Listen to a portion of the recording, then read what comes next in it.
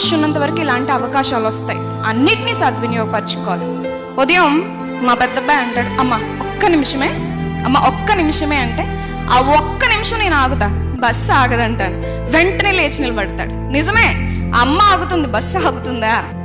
ఆగదు. మీరు ఆగిపోతారు, అవకాశం ఆగదు, వెళ్ళిపోతుంది. అవకాశం ఆయుష్ ఎవరి కోసం ఆగదు. అవి ఉన్నప్పుడు మనం సద్వినియోగం చేసుకోవాలి.